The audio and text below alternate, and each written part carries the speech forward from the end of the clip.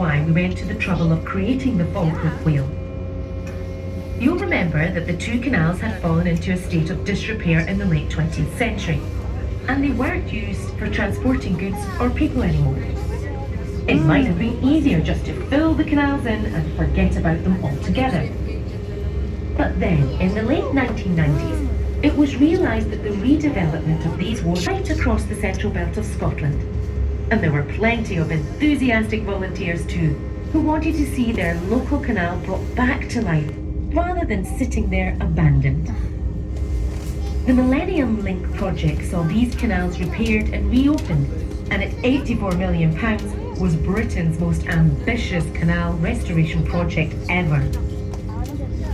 In just 3 years, waterways were dredged, including removing 300,000 tonnes of silt, locks were replaced, 9 new locks built, and towpaths restored.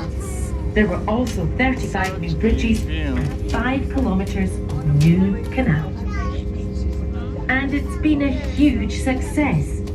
Canal side investment has gone through the roof, over £400 million in the first decade alone, including 2,000 new waterside homes and 100,000 square metres of retail and commercial development.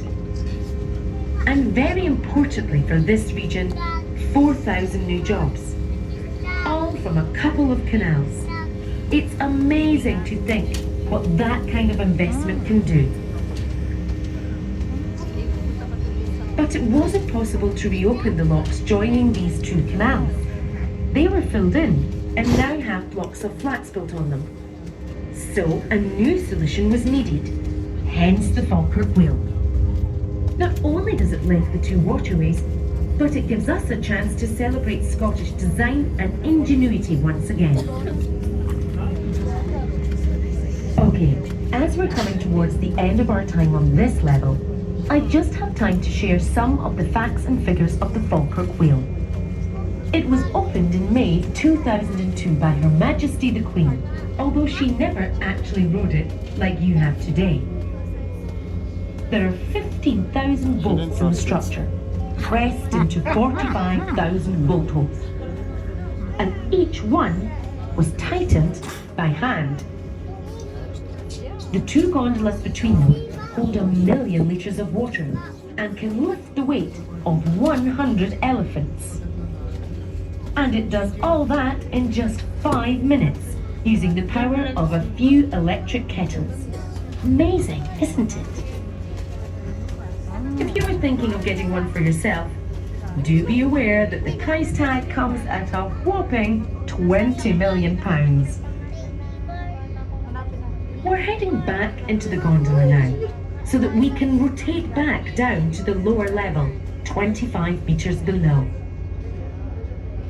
This is a great out to you as you descend. As we come to the end of this boat tour, it's impressive to think that the Falkirk Wheel wasn't actually built as a tourist attraction. There was no visitor centre here originally, and boat trips like these didn't take place. But people came to visit the wheel out of their own curiosity. They came from all over the world to wonder at this architectural and engineering gem. So we started running boat trips, and the Falkirk